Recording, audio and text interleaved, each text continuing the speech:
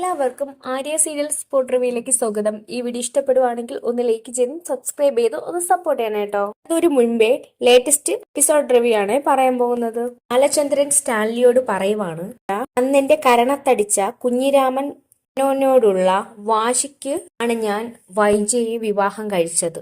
പക്ഷെ അവൾ ഏതു പരുവത്തിലാണെന്നും എന്റെ കൈകളിലേക്ക് എത്തിയതെന്ന് ഏറ്റവും നന്നായിട്ട് അറിയാവുന്നത് സ്റ്റാൻലി നിങ്ങൾക്കാണ്. നല്ല ദേഷ്യത്തോടു കൂടിയാണ് ബാലചന്ദ്രൻ സ്റ്റാൻലിയോട് ഈ കാര്യം പറയുന്നത്. ഇന്ന് ഞാൻ ഗംഗാധര മേനോനെ കണ്ടിട്ട് തിരിച്ചു വന്നപ്പോൾ നിങ്ങളെ കണ്ടിരുന്നുവെങ്കിൽ നിങ്ങളെ ഞാൻ വെടിവെച്ച് കൊന്നേനെ. നിങ്ങളെ മാത്രമല്ല വൈജയന്തിയെയും, അതുപോലെ തന്നെ ശിവശങ്കര മേനോനെയും രാജീവ് മേനോനെയും നിങ്ങളെ അടക്കം ഞാൻ വെടിവെച്ച് കൊന്നേനെ. പക്ഷെ എന്തു ചെയ്യാനാ, ഞാൻ വീണുപോയി. 2 മാസം ഞാൻ ഹോസ്പിറ്റലായിരുന്നു. അതിനുശേഷം ഞാൻ അവിടെ നിന്ന് തിരിച്ചു വന്നു. അതിനുശേഷം എന്റെ ശത്രുക്കളിൽ നിന്ന് തന്നെ എല്ലാവരെയും ഞാൻ വെട്ടിമാറ്റി. എന്റെ ശത്രുത ഒരാളിലേക്ക് മാത്രമായി മാറി. ഇതിനു കാരണമുണ്ട്. കഴിഞ്ഞ 10-23 വർഷം എന്റെ മുൻപിൽ തീവ്രത ചുമഞ്ഞ് അഭിനയിച്ച അവൾ വൈജയന്തി കൊണ്ട് എന്റെ ശത്രുത മൊത്തം അവളോടാണ് എന്ന് ബാലചന്ദ്രൻ പറയുക. ബാലചന്ദ്രൻ ഇതൊക്കെ പറയുന്നെങ്കിലും ഭയങ്കര ദേഷ്യത്തോടു കൂടിയാണ് സ്റ്റാൻലിയോട് സംസാരിക്കുന്നത്. വൈജയന്തി എന്റെ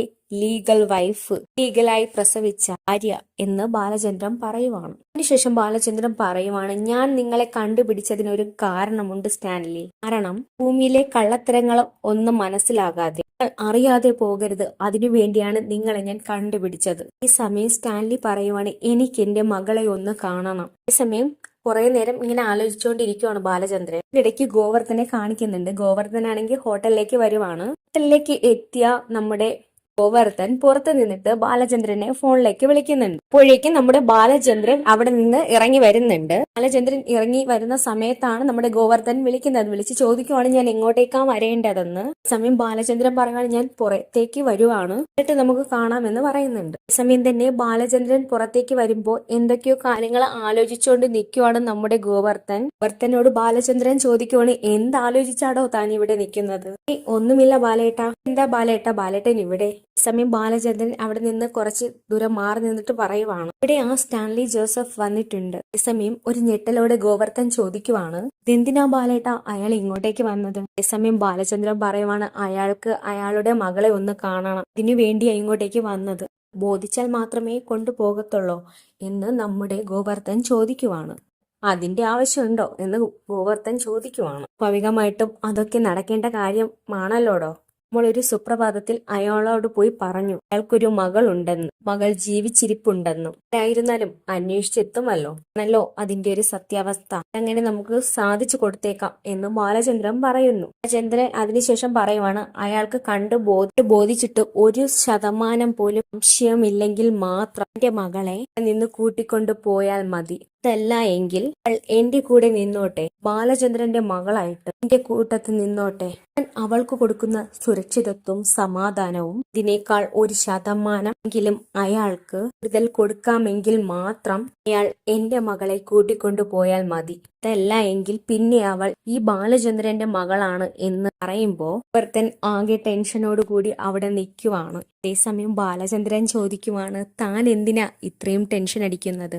അതേസമയം ഗോവർദ്ധൻ പറയുവാണ്, ഞാൻ ബാലേട്ടനെ ഓർത്താ ടെൻഷൻ അടിക്കുന്നേ. അങ്ങനെ അയാൾ അലീനെ കണ്ട് കാര്യങ്ങളെല്ലാം മനസ്സിലാക്കി കൊണ്ടുപോയി കഴിഞ്ഞാൽ ഇനി ബാലേട്ടന്റെ കാര്യം എനിക്കാകെ വിഷമമാണ്. അതേസമയം ബാലചന്ദ്രൻ പറയുവാണ്, ഇത് അവൾ പോയി കഴിഞ്ഞാലുള്ള കാര്യമല്ലേ, അത് നമുക്ക് ആ സമയത്ത് ചിന്തിക്കാമെന്ന് ബാലചന്ദ്രൻ പറയുവാണ്. ഈ സമയം ഗോവർദ്ധൻ ഏട്ടത്തി എന്ന് പറയുമ്പോഴത്തേക്ക് ബാലചന്ദ്രൻ പറയണു, വേണ്ട, ആവശ്യമില്ലാത്ത കാര്യങ്ങളൊന്നും ഇവിടെ പറയണ്ട, അവളുടെ കാര്യം ഞാൻ മാറ്റി വെച്ചേക്കുവാണ്. ഇപ്പോൾ നമ്മുടെ മുൻപിൽ സ്റ്റാൻലി ഉണ്ട്, അയാളുടെ ഒരു റൗണ്ട് കഴിയട്ടെ, അതിനുശേഷം പിന്നെയാണ് വൈജയന്തി എന്ന് ബാലചന്ദ്രൻ പറയുക. കാര്യങ്ങളെല്ലാം പറയുമ്പോഴൊക്കെ ഭയങ്കരമായ ദേഷ്യത്തോടു കൂടെയാണ്. ബാലചന്ദ്രന്റെ മനസ്സിലുള്ള വൈരാഗ്യം ആ വാക്കുകളിൽ കാണാൻ കഴിയും. അതേസമയം ബാലചന്ദ്രൻ വീണ്ടും പറയുവാണ്, അലീനയെ നമുക്ക് കാണിച്ചു കൊടുത്തേക്കാം എന്ന് പറഞ്ഞിട്ട് ഇങ്ങനെ ആലോചിച്ച് നിൽക്കുന്ന ബാലചന്ദ്രനെ കാണിക്കുന്നു എന്ന് വെച്ചാൽ സ്റ്റാൻലിയാണ്. സ്റ്റാൻലി ഹോട്ടലിലാണെങ്കിൽ പോലും മദ്യം കഴിക്കുന്നതിലൊന്നും ഒരു കുറവും വെച്ചിട്ടില്ല.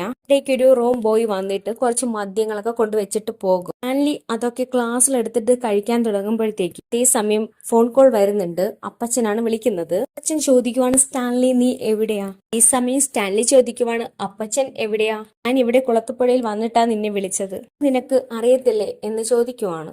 ശേഷം സ്റ്റാൻലിയോട് ചോദിക്കുവാണ്, നീ എവിടെയാന്ന്? അതേസമയം സ്റ്റാൻലി പറയുവാണ്, അപ്പച്ച ഞാൻ പറഞ്ഞായിരുന്നല്ലോ ആ ബാലചന്ദ്രൻ, അയാളുടെ കാര്യം, അയാളെ കാണാൻ വേണ്ടി ഞാൻ പാലായിലേക്ക് വന്നതാണ്, ഞാനിപ്പോ പാലായിലുണ്ട് എന്ന് പറയുമ്പോ അപ്പച്ചൻ പറയുവാണ്, നീ എന്തിനാ സ്റ്റാൻലി അതിന്റെ പുറകെ പോയത്? ഒക്കെ തട്ടിപ്പായിരിക്കും, ഇതിന്റെ പുറകെ പോകേണ്ട ഒരു കാര്യമില്ലാന്ന് ഞാൻ നിന്നോട് പറഞ്ഞതല്ലേ? അപ്പച്ചൻ ചോദിക്കുവാണ്. സ്റ്റാൻലി അതേസമയം പറയുവാണ്, അപ്പച്ച എനിക്ക് ഒറ്റയടിക്ക് പറയാൻ പറ്റുമോ അത് തട്ടിപ്പാണെന്ന്? 22 വർഷങ്ങൾക്ക് മുൻപ് എനിക്ക് വൈജയന്തി എന്ന് പറയുന്ന ഒരു സ്ത്രീയുമായിട്ട് ബന്ധമുണ്ടായിരുന്നു. ഞാനും അവളും പിരിയുന്ന സമയത്ത് അവൾ 8 മാസം ഗർഭിണിയായിരുന്നു. ഇതെല്ലാം ഉള്ള കാര്യമല്ലേ? അതുപോലെ തന്നെ ആ പെൺകുട്ടിയുടെ വയസ്സ് 22 ആണ്. അതുകൊണ്ട് തന്നെ എല്ലാ കാര്യങ്ങളും കണക്റ്റഡ് ആണ്. അതുകൊണ്ട് തന്നെ എനിക്കിതിനെ പറ്റി അന്വേഷിച്ചറിഞ്ഞേ പറ്റത്തുള്ളൂ. സമയം അപ്പച്ചന് ഒട്ടും തന്നെ താല്പര്യമില്ല. അപ്പച്ചൻ വീണ്ടും പറയുമാണ്, നീ വീണ്ടും ഓരോ വയ്യാവേലിയൊന്നും എടുത്ത് തലയിലേക്ക് ചേക്കരുത്.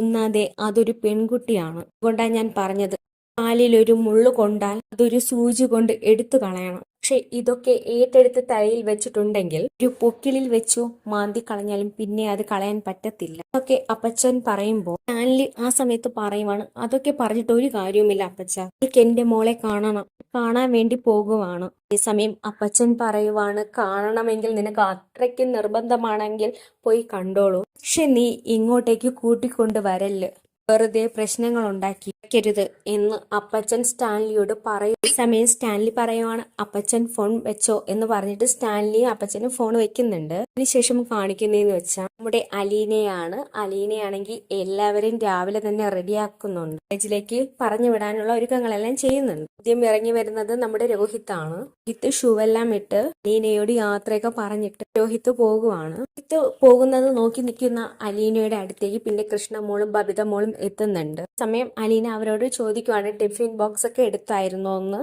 ഈ സമയം വണ്ടിയിൽ നോക്കുമ്പോൾ മൊത്തത്തിൽ ചെളിയാണ്. അതേസമയം അലീന ചോദിക്കും, ഇതെന്നതാടി, അല്ല നീ വന്നപ്പോൾ ഈ വണ്ടി ഒന്ന് കഴുകി വെക്കാമായിരുന്നില്ലേ എന്ന് ചോദിക്കുവാണ്. വണ്ടിയുടെ ഫ്രണ്ടിലാണെങ്കിൽ മൊത്ത ചെളിയാണ് കേട്ടോ. ഈ സമയം അലീന ഒരു തുണി എടുത്ത് അതൊക്കെ തുടച്ച് കളയുന്നുണ്ട്.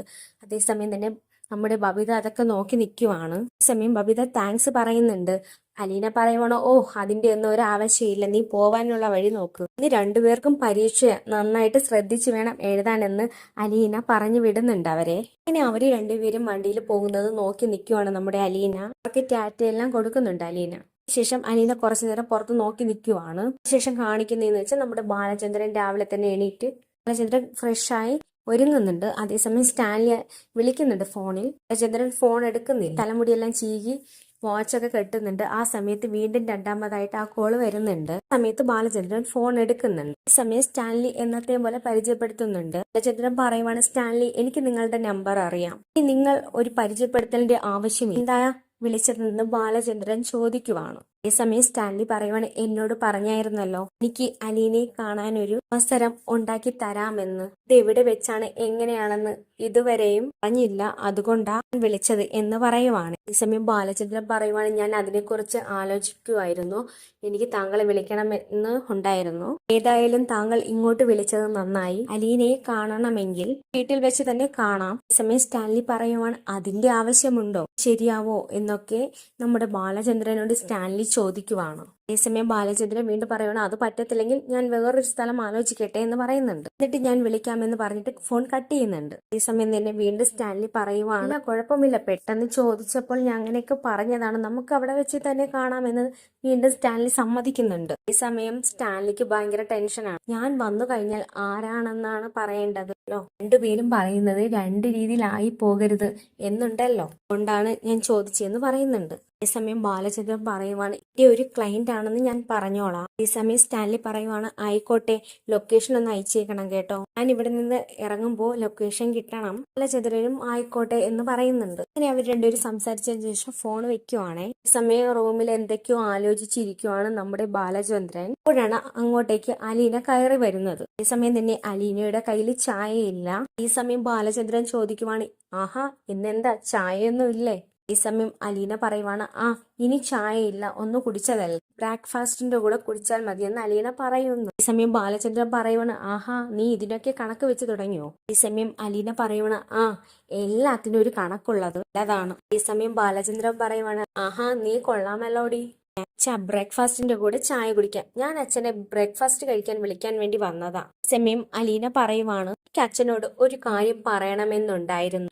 ഇന്നൊന്ന് പുറത്തു പോകണം അച്ഛ. ഈ സമയം ബാലചന്ദ്രൻ ചോദിക്കുവാണ്, അതെന്തിനാ നീ പുറത്തു പോകുന്നത്? എനിക്ക് കുറച്ച് കാര്യങ്ങൾ ഉണ്ടായിരുന്നു അച്ഛ. എനിക്കൊരു ഓർഫനേജിൽ പോകണം, കുറച്ച് സാധനങ്ങൾ വാങ്ങിച്ച് അവിടെ കൊടുക്കണം. ഇനി എനിക്ക് അങ്ങോട്ടേക്ക് പോകാൻ പറ്റത്തില്ലല്ലോ, അതുകൊണ്ടാ ഇന്ന് പോകണം എന്ന് പറഞ്ഞത്.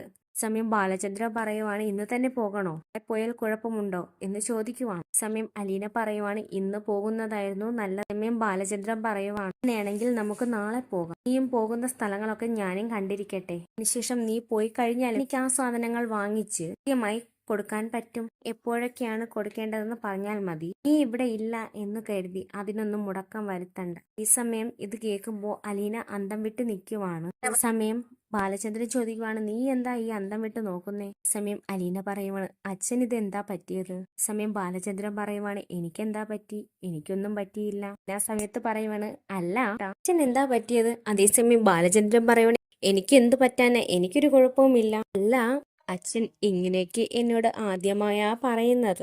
അതേസമയം ബാലചന്ദ്രൻ പറയുവാണ്, അല്ലടി, നീ ഇതൊക്കെ കൊടുക്കുന്നതല്ലേ, ഇതിനൊക്കെ ഒരു മുടക്കം വരണ്ട എന്നാ ഞാൻ പറഞ്ഞത്. അതേസമയം അലീനയ്ക്ക് ഭയങ്കര സന്തോഷം തോന്നുന്നുണ്ട്. ഈ സമയം പിന്നെ പറയുവാണ്, എങ്കിൽ നമുക്ക് നാളെ പോകാം അച്ഛ എന്ന് പറയുന്നുണ്ട്. അച്ഛൻ ഇപ്പോ താഴേക്ക് വരുമല്ലോ? അതെ എന്ന് ബാലചന്ദ്രൻ പറയുവാണ്. പോകാൻ ഇറങ്ങുന്ന അലീന വാതിൽക്കൽ വന്നു നിന്നിട്ട്, താങ്ക് യു അച്ഛാന്ന് ബാലചന്ദ്രനോട് പറയും. ഈ സമയം ബാലചന്ദ്രൻ പറയുവാണ്, ഒന്ന് പോടി. ബാലചന്ദ്രൻ പറയുവാണ്. അലീന അങ്ങോട്ടേക്ക് പോയി കഴിയുമ്പോൾ ബാലചന്ദ്രന് ഭയങ്കര വിഷമമാണ്. അലീന പോകുന്ന കാര്യമൊക്കെ മനസ്സിൽ വന്നിട്ടാണ് ബാലചന്ദ്രന് വിഷമം തോന്നുന്നത്. ഇനി ഇത്തിരി വിഷമത്തോടു കൂടി ഇതൊക്കെ ആലോചിച്ച് നിൽക്കുന്ന ബാലചന്ദ്രനെ കാണിച്ചുകൊണ്ടാണ് ഇന്നത്തെ എപ്പിസോഡ് കഴിയുന്നത്. ഈ വീഡിയോ ഇഷ്ടപ്പെടുവാണെങ്കിൽ ഒന്ന് ലൈക്ക് ചെയ്തും സബ്സ്ക്രൈബ് ചെയ്തും ഒന്ന് സപ്പോർട്ട് ചെയ്യണം കേട്ടോ.